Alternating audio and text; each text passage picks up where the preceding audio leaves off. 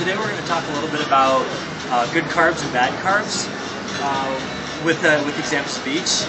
The Michael Pollan version of this is shop the perimeter of the grocery store instead of the interior, because in the interior of the grocery store is where you find bad carbs. In the exterior, like the produce aisle, is find your good carbs. So a lot of people talk about, oh, you got to keep the carbs down to a minimum. But what's more important than that is keeping the bad carbs to a minimum and eating as much of the good carbs as you can, because they're actually pretty low in calories. So we'll start with the good carbs. Over here we've got lots of fruits and vegetables. We've got almond butter, peanut butter works, greens, hummus. All this stuff is really good for you, and that's what you find on the perimeter of the grocery store.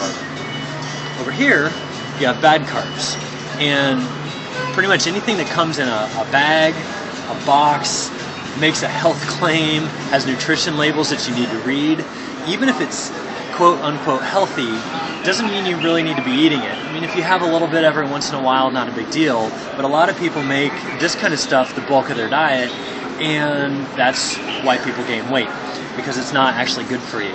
So one example of what I mean is these waffles. It says wheat and gluten-free. Hey, all about gluten-free, but waffles are still waffles. It's still empty calories. It's still made from flour. It's still processed. And waffles are still a vehicle to get other crap into your body, like maple syrup and whatever. Again, lots of carbs that your body doesn't really need. All this is examples. Again, gluten-free pretzels, still pretzels. Have a couple every once in a while at a party, but don't eat them regularly. Chocolate, near and dear to all of our hearts, mine as well. This is a serving of chocolate. This is a lifetime supply of chocolate. Eat one of these when you want chocolate, not this. See, a lot of people eat a lot of bread. You know, if you're going to have bread, try to find gluten-free bread, but honestly, try to keep it to a minimum, because again, you eat a lot of bread, you trigger an insulin resistance response, and over time you gain a lot of weight.